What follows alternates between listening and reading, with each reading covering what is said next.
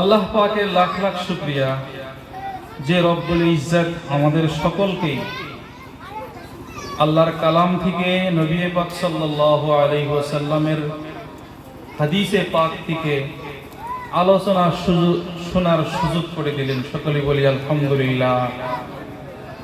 একটু আগে আসেন, সামনে মানুষ একবারে খালি খালি দেখা যায়। যে কয়জনই বসছেন আপনারা কিছু আগে বসলে ভালো দেখা গেত। আসেন কয়েকজনে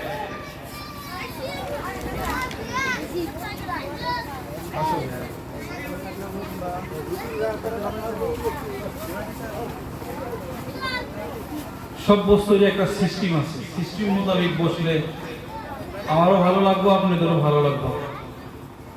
এই যুবক ভাইরা আসো, তোমরা সামনে আসো।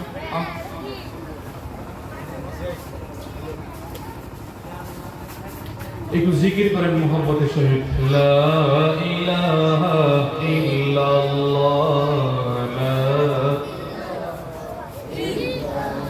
একটু জোরে জিকির করেন, লা ইলাহা ইল্লাল্লাহ, লা ইলাহা ইল্লাল্লাহ, লা ইলাহা ইল্লাল্লাহ, লা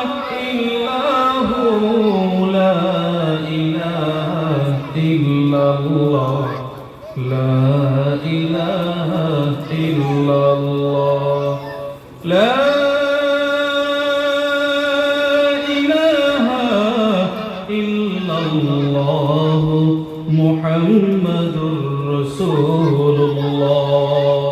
সকলে বলেন সাল্লাল্লাহু আলাইহি ওয়াসাল্লাম।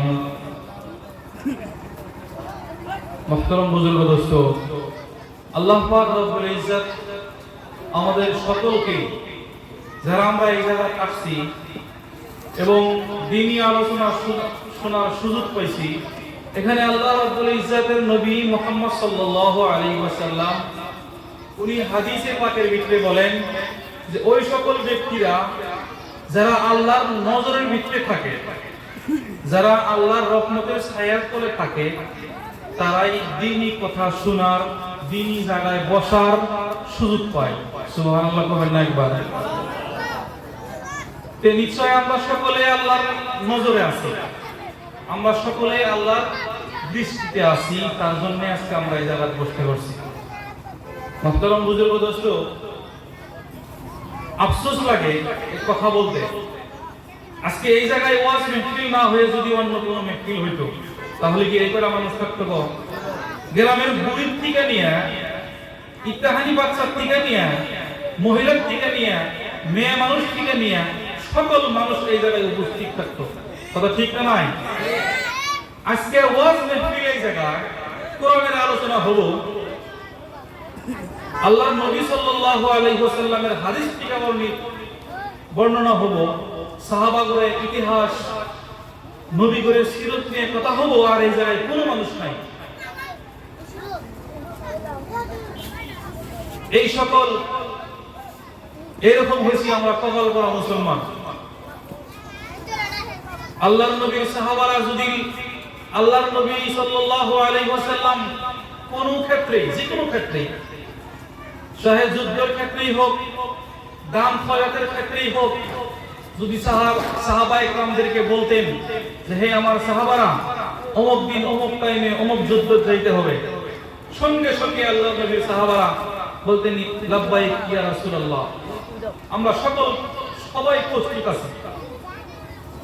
সঙ্গে সঙ্গে আল্লাহর রিজামতের জন্য, আল্লাহর নবীর মহব্বতে, আল্লাহর ভয়ে, দিন রক্ষার ক্ষেত্রে তারা ময়দানের ভিতরে লাফায়া পড়ছে।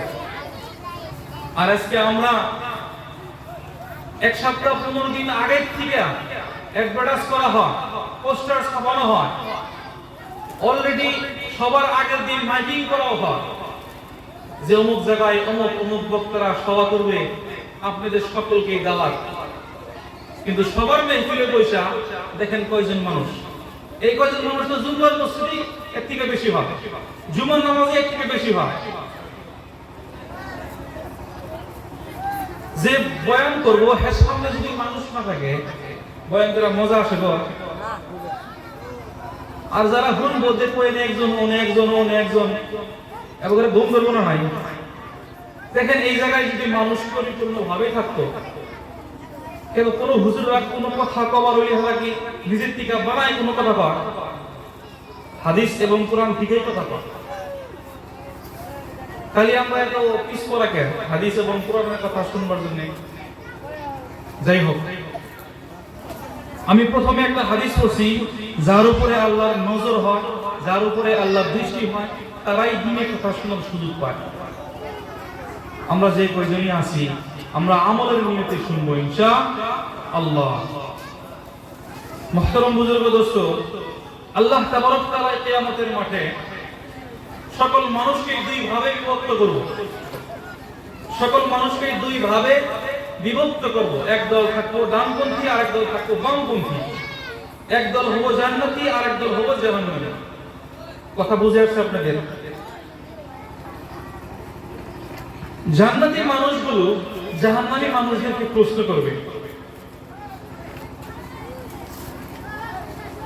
আচ্ছা, আমি আরেকটা কথা কই দিই, আমি আপনাদের সম্মুখে বেশি টাইম নিব না, যেহেতু আমার পরেও অনেক বক্তা আছে অলরেডি। আমি কিছু টাইম আপনাদের সামনে আলোচনা করব। আমরা সবাই ইনশাআল্লাহ শুনবো মনোযোগ দিয়ে। সকলে বলি ইনশাআল্লাহ। আল্লাহ তাবারক তাআলা যখন সকল মানুষকে জাহান্নামে এবং জান্নাতে দিয়ে দিব,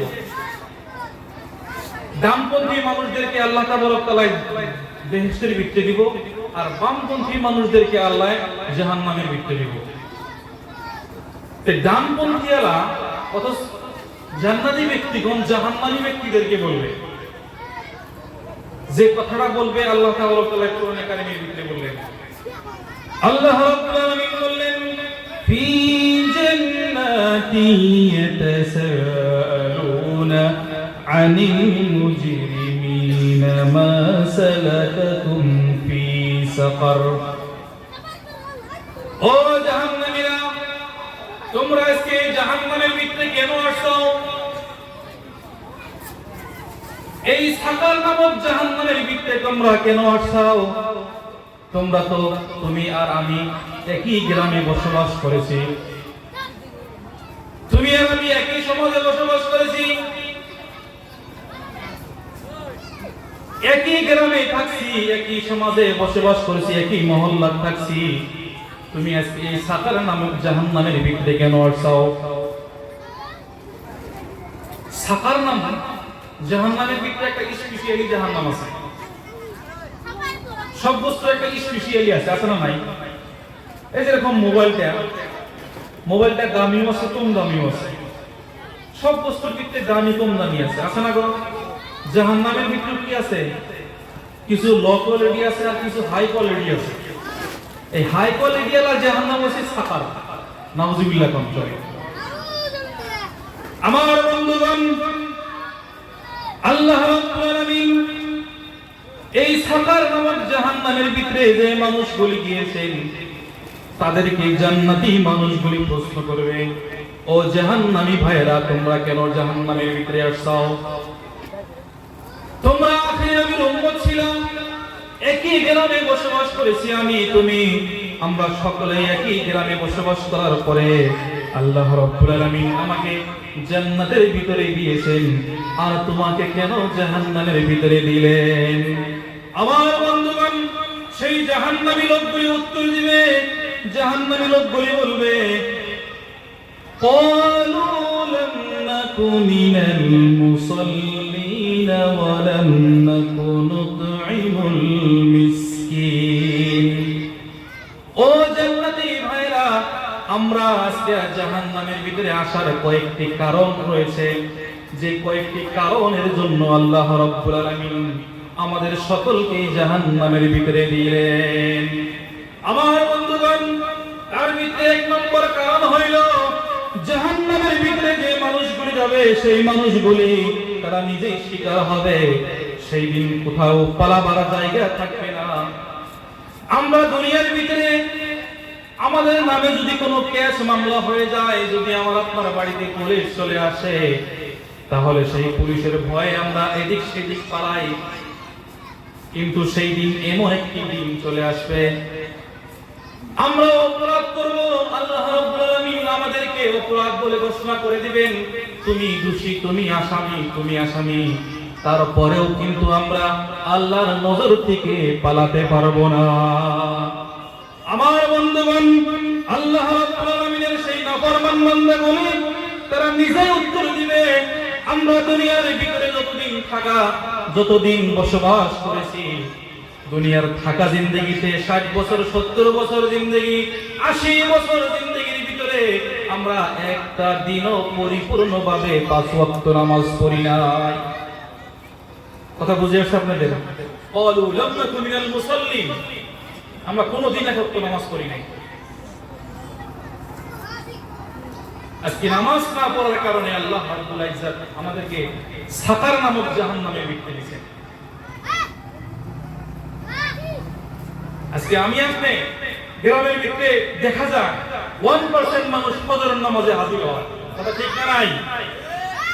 1% মানুষও ফজরের নামাজে হাজির হয় না। ওই যারা বুড়া মানুষ ঘুম ধরে না, ফজরের নামাজে তারা হাজির হয়।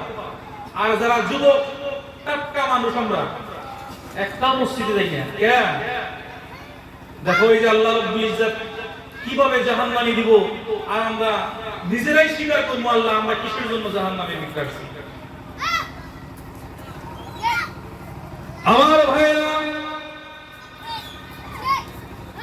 দ্বিতীয় নম্বর হইছে ওয়ালাম নাকুন নুতঈমুল মিসকিন ওয়া কুন্না নাখুযু মা'আল খাইজিন। দ্বিতীয় নম্বর হইছে আমাদের উপরে যাদের হক আছে, সমাজের ভিতরে আমি, গ্রামের ভিতরে আমি মাস্টার, গ্রামের ভিতরে আমি প্রফেসর, গ্রামের ভিতরে আমার 100 বিঘা সম্পত্তি আছে, 50 বিঘা সম্পত্তি আছে। এগো আজকালের যুগে যার 20 বিঘা সম্পত্তি আছে এই তো ধনী, 10 বিঘা সম্পত্তি যার আছে এই তো ধনী, যার কাছে 5 লাখ 10 লাখ টাকা আছে এই তো ধনী। কথা ঠিক না গো? মুহতারাম বুজুর্গ দোস্ত, যাদেরকে আল্লাহ রাব্বুল ইজ্জত টাকা, সম্পত্তি, ধন দৌলত দিয়েছেন, এদেরকে আল্লাহ রাব্বুল ইজ্জত কিয়ামতের দিন জাহান্নামের ভিতরে দিবেন, আর তারা নিজেরাই উত্তর দিবেন আল্লাহ রাব্বুল ইজ্জত আমাদেরকে অসংখ্য ধন সম্পত্তি দিয়েছিল, টাকা ধন দৌলত দিয়েছিল, কিন্তু আমাদের উপরে যাদের হক ছিল, আমার বাড়ির পড়োশী একজন, আমার একজন আত্মীয়, আমি প্রত্যেক বছর উমরা করতে যাই, আমি প্রত্যেক বছর হজ করতে যাই, কিন্তু আমার বাড়ির আত্মীয় একজন, আমার ছোট বোন বিয়ে দিছি, আমার বড় ভাই, আমার একজন চাচা, আমার একজন ফুফা, আমার একজন গ্রামের অমুক ভাই অসহায় পড়ে থাকছে, আমি কোনোদিন খবর নিতে যাই নাই। তার জন্য আল্লাহ রাব্বুল ইজ্জত আজকে আমারে এই সাকার নামক জাহান্নামে বিক্রি দিয়েছে। নাউযুবিল্লাহ বলেন। এখন যারা আমরা ধনী আছি, এদেরকে আল্লাহ রাব্বুল ইজ্জত কিয়ামতের দিন প্রশ্ন করবে, আন মালিহি মিন আইনা ইকতাসাবা ওয়া মা যা আনফাকা। ও ধনী মানুষরা, তোমাদেরকে যে আমি মাল সম্পত্তি দিয়েছিলাম, তোমরা কি রকম ভাবে অর্জন করছো আর কোন জায়গায় খরচ করছো, এর উত্তর দাও। যতক্ষণ পর্যন্ত এর উত্তর না দিতে পারবা, আমি আল্লাহ রাব্বুল ইজ্জত তোমাদেরকে এই খোটা যেমন দাঁড়ায় আছে, এমনি ভাবে কিয়ামতের মাঠে ভয়ানক আযাবের ভিতরে তোমাদেরকে দাঁড় করায় রাখবো। নাউযুবিল্লাহ বলেন। আমার বন্ধুগণ, তৃতীয় নম্বর হচ্ছে আল্লাহ রাব্বুল আলামিন ওই সকল ব্যক্তিদেরকে জাহান্নামের ভিতরে দিবেন যারা দ্বীনের পথে চলছেন, দ্বীন নিয়ে চলাফেরা করেছে, মাদ্রাসা মসজিদ মক্তব পড়িয়েছে, আর সমাজের ভিতরে কিছু এরকম মানুষ আছে যে এরকম ভালো কাজ করেনেওয়ালা মানুষের পিছনে লাগিয়ে থাকছে, কোরআন হাদিসের প্রচার করেছে, কোরআন হাদিসের ব্যাখ্যা করেছে, পিছনে গিয়ে সমালোচনা করেছে, কোরআন হাদিসের কথা বলছে, তাবলীগি জামাত করেছে, সমাজের কোনো মানুষ তাকে ভালোবাসে নাই। সমাজে এরকম মানুষ আছে যারা দ্বীন নিয়ে চলাফেরা করে, আরেক ভাই তার পিছনে আঙ্গুল দেয়, এইরকম মানুষ কিয়ামতের দিন জাহান্নামের ভিতরে যাবে। কোরআন নিয়ে যারা চলাফেরা করে, দিন নিয়ে যারা চলাফেরা করে, দুনিয়ায় এরকম মানুষ আছে যারা কোরআন নিয়ে চলাফেরা করে, কোরআনের গবেষণা করে, যাদের ভিতরে তাবলীগ আছে, যাদের ভিতরে ইসলাম আছে, এদেরকে এই দিন থেকে সরাবার জন্য কিছু শ্রেণীর মানুষ আছে না গো? এই মানুষগুলিকে আল্লাহ রাব্বুল ইজ্জত জাহান্নামের ভিতরে দিবে। যাদের ভিতরে ঈমান আছে, এদের ভিতর থেকে ঈমানটাকে কিভাবে খারিজ করব, এরকম কিছু শ্রেণীর মানুষ আছে। এই শ্রেণীর মানুষগুলিকে আল্লাহ রাব্বুল ইজ্জত কিয়ামতের দিন জাহান্নামের ভিতরে দিব। কেউ সাহাবায়ে কেরামদেরকে আল্লাহ রাসূলের ঈমান আনার পরে, ঈমান আনার অপরাধে কোনো মুনাফিকরা, কোনো কাফেররা কি শাস্তি দেয় নাই? শুনেন নাই ঘটনা? আমার বন্ধুগণ, ইতিহাস খুললে পাওয়া যায় হযরতে বিলাল রাদিয়াল্লাহু তাআলা আনহুকে ইসলাম ধর্ম গ্রহণ করার অপরাধে, নবীর প্রতি ঈমান আনার অপরাধে, আল্লাহকে বিশ্বাস করার অপরাধে হযরতে বিলাল রাদিয়াল্লাহু তাআলা আনহুকে এমন শাস্তি দিয়েছিল যে শাস্তির কারণে হযরতে বিলালের জান প্রায় গিয়েছিল। আমার বন্ধুগণ, এই রকম শীতের মৌসুমে আল্লাহর নবীর একজন সাহাবী হযরত আব্দুল্লাহ রাদিয়াল্লাহু তাআলা আনহু ওনার চাচাকে বললেন, চাচা আমি ইসলাম ধর্ম গ্রহণ করব। ওনার চাচা বললেন, ও ভাতিজা, তুমি নাকি ইসলাম ধর্ম গ্রহণ করেছো, তুমি নাকি নবীর প্রতি কালিমা পড়েছো, আমি এইরকম খবর শুনলাম। তখন ভাতিজা বলল, ও চাচা তুমি খবর শুনবা কেন, আমি তোমার সামনে পড়তাছি। আমার সাথে সাথে সবাই পড়েন, আশহাদু আল্লা ইলাহা ইল্লাল্লাহু ওয়াহদাহু লা শারীকা লাহু ওয়া আশহাদু আন্না মুহাম্মাদান আবদুহু ওয়া রাসূলুহু। আমার ভাইয়েরা, বন্ধুরা, হযরত আব্দুল্লাহ রাদিয়াল্লাহু তাআলা আনহু ওনার চাচার সামনে এই কালিমা পড়ে দিলেন। ওনার চাচা বলল, ও ভাতিজা, তোমাকে আমি যত সয় সম্পত্তি দিয়েছিলাম, তোমাকে আমি যত ধন সম্পত্তি দিয়েছিলাম, সব কিছু জোর করে আমি ঘুরাইয়া নিব। বলে, কেন ঘুরাইয়া নিবা? বলল, তুমি কেন নবী মুহাম্মদের প্রতি তুমি কেন নবী মুহাম্মদের প্রতি ঈমান আনলা? আমার বন্ধুগণ, হযরত আব্দুল্লাহ বললেন, ও চাচা, তুমি যদি আমাকে ঈমান আনার অপরাধে তুমি আমাকে বাড়ি থেকে বের করে দাও, তুমি আমার সকল সয় সম্পত্তিকে নিয়ে নাও, তাহলে আমার কোনো আপত্তি নাই। আমি আল্লাহর শুকরিয়া আদায় করলাম আর বাড়ি থেকে বের হয়ে গেলাম। তখন চাচা বলল, দাঁড়াও, আরো কথা আছে। তোমার শরীরের ভিতরে যে কাপড়গুলি আছে, সেই কাপড়গুলি খুলে ফেলো, আল্লাহু আকবার বলেন। আমার বন্ধুগণ, হযরত আব্দুল্লাহ বললেন, ও চাচা, তুমি যদি ঈমান আনার অপরাধে আমার শরীর থেকে আমারে উলঙ্গ করে ফেলো, তারপরেও আমার কোনো আপত্তি নাই। আমি বাড়ির থেকে বের হলাম, আমি বাড়ির থেকে বের হয়ে সিধা আমার মার কাছে যাব। আমার মাকে গিয়ে বললাম, ও মা, আমাকে একটি কাপড় দাও, আমি মুহাম্মদ সাল্লাল্লাহু আলাইহি ওয়াসাল্লামের উপরে ঈমান এনেছি, আমি আর এই জায়গায় থাকবো না, আমি নবী মুহাম্মদুর রাসূলুল্লাহ সাল্লাল্লাহু আলাইহি ওয়াসাল্লামের দেশে চলে যাব। ওই জায়গায় থেকে আড়াই সময় অতিক্রম করে মদিনা মুনাওয়ারাতে পৌঁছলেন। কেরা? হযরতে আব্দুল্লাহ রাদিয়াল্লাহু তাআলা আনহু। একটু জিকির করি, লা ইলাহা,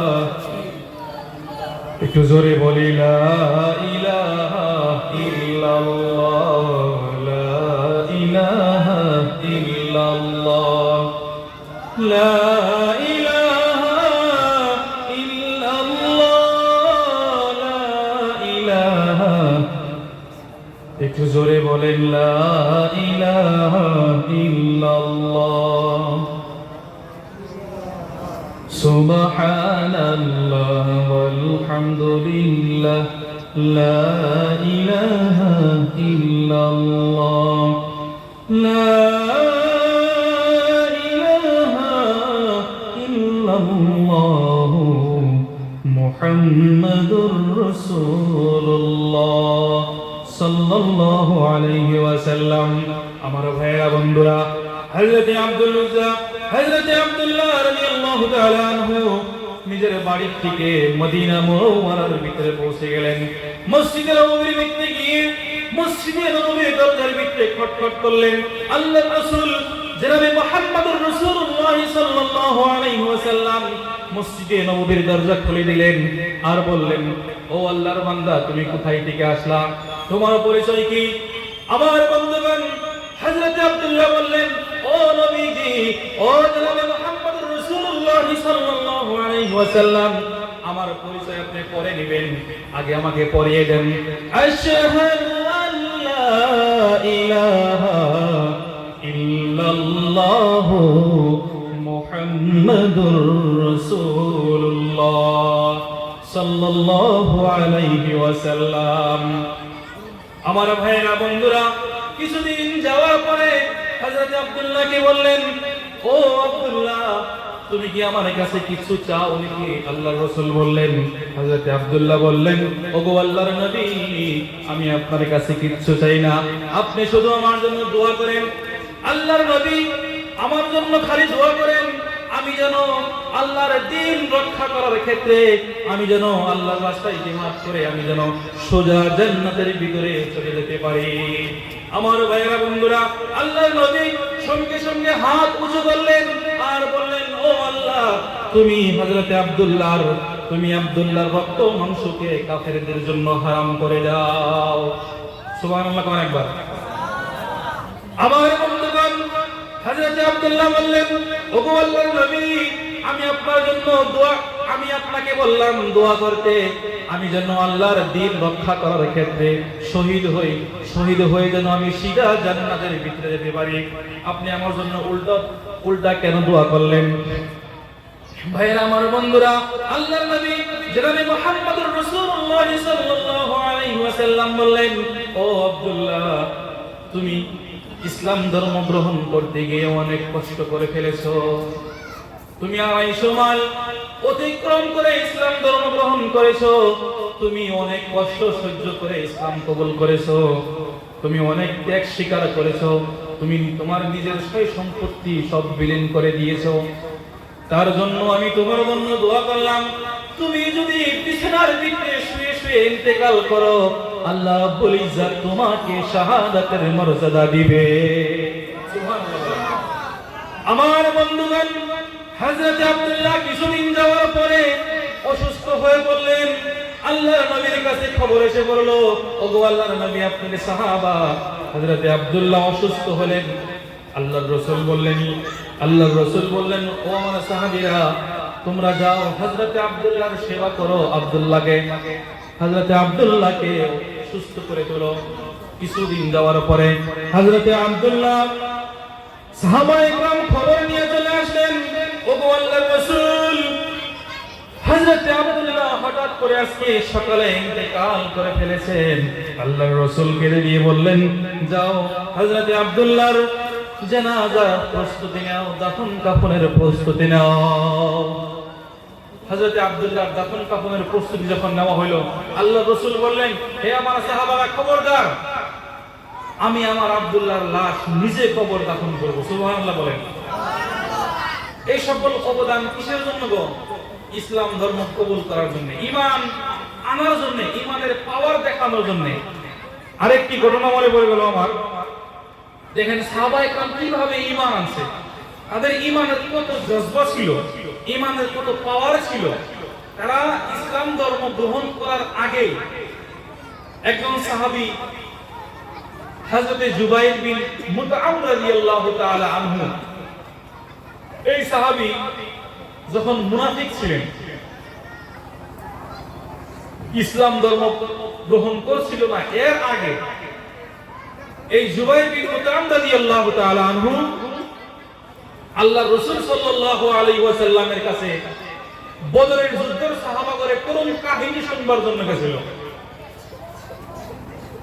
আমার বন্ধুরা, যখন এই জুবাইর বিন মুতআম রাদিয়াল্লাহু তাআলা আনহু আল্লাহর নবীর কাছে যান, যায় দেখেন আল্লাহর রাসূল মাগরিবের নামাজ পড়াইতেছে, আর মাগরিবের নামাজ পড়াইতেছে সূরা তুর দিয়া। আল্লাহ রাব্বুল ইজ্জত কোরআনে কারীমের ভিতরে বলছেন ওয়াতুর কিতাবিম মাসতুর ফি রাকিম মানশুর ওয়াল বাইতিল মামুর ওয়াস সাকফিল মারফু' ওয়াল বাহরি মাসজুর। এরকম করে আল্লাহ রাব্বুল ইজ্জত আল্লাহর নবী জনাবে মুহাম্মদুর রাসূলুল্লাহ সাল্লাল্লাহু আলাইহি ওয়াসাল্লাম সূরা তুর দিয়ে মাগরিবের নামাজ পড়াইতাছেন। এই সূরা তুরের আওয়াজটা জুবাইর বিন মুতআম রাদিয়াল্লাহু তাআলা আনহু ওই সময় মুসলমান ছিলেন না, তার কানের ভিতরে আওয়াজটা চলে গেল। আল্লাহ রাব্বুল আলামিন এই সূরার ভিতরে 5-6টি কসম খেয়ে বলছেন, আমি তুর পাহাড়ের কসম খেয়ে বলি, আমি বাইতুল্লাহ শরীফের কসম খেয়ে বলি, আসমানের কসম খেয়ে বলি, আমি কোরআনের কসম খেয়ে বলতাছি আল্লাহ রাব্বুল ইজ্জত ইন্না আযাবি রাব্বিকা লাওয়াকি' মা লাহু মিন দাফি'। আমার পক্ষ থেকে, আমার আসমান থেকে যদি কোনো আযাব নাযিল হয়ে যায় তোমাদের উপরে, যদি কোনো মানুষের উপরে আসমান থেকে আযাব নাযিল হয়, তাহলে দুনিয়ার এমন কোনো মানুষ নাই, এমন কোনো প্রশাসন নাই, এমন কোনো সৈন্যবাহিনী নাই যে আমার আযাবকে বাধা প্রদান করবে। হযরত জুবাইর বিন মুতআম বললেন, আমি আল্লাহর কসম খায়া বলি, এই আয়াত যখন আল্লাহর নবী তেলাওয়াত করে ফেলেছে, আমি মনে করলাম আমার উপরে এখনই আল্লাহর আযাব নাযিল হয়ে যাবে। আল্লাহর রাসূল মাগরিবের নামাজ শেষ করার পরে হযরত জুবাইর বিন মুতআম রাদিয়াল্লাহু তাআলা আনহু আল্লাহর নবীর দরবারে হাজির হয়ে বললেন, ওগো আল্লাহর রাসূল, আর দেরি করেন না, আমাকে পড়িয়ে দেন লা ইলাহা ইল্লাল্লাহু মুহাম্মাদুর রাসূলুল্লাহ। সকলে বলেন সাল্লাল্লাহু আলাইহি ওয়াসাল্লাম। আল্লাহ নবী তাকে প্রশ্ন করলো, হে জুবাইর বিন মুতআম, তুমি কেন ইসলাম ধর্ম গ্রহণ করলা? তখন সমস্ত ঘটনা ভাঙিয়া কইলেন আল্লাহর রাসূল, ইয়া রাসূলুল্লাহ, আপনি যে সূরা তুর দিয়ে মাগরিবের নামাজ পড়াইলেন, এই মাগরিবের নামাজে আপনি একটা আয়াত দিয়েছে ইন্না আযাবি রাব্বিকা লাওয়াকি' মা লাহু মিন দাফি', যে এই আয়াতটা যখন পাইলেন আপনি, আমি আমার কানের ভিতরে আওয়াজ দিল, মনে কইল 1 সেকেন্ডের ভিতরে আমার উপরে আল্লাহর আযাব নাযিল হলো, আর যে আযাবে আমারে কেউ রক্ষা করতে পারবো না। গতিকে আমি আর দেরি করতে চাই না, আমাকে পড়াই দেন লা ইলাহা ইল্লাল্লাহু মুহাম্মাদুর রাসূলুল্লাহ। এরকম ছিল সাহাবায়ে কেরামের ঈমানের জোশ। এরকম অনেক ঘটনা আছে। যাই হোক, আমি যতক্ষণ কথা বলেছি সবার কাছে দোয়া চাইয়া আমি আমার বক্তব্য শেষ করছি। ওয়া আখিরু দাওয়ানা আনিল হামদুলিল্লাহি রাব্বিল আলামিন।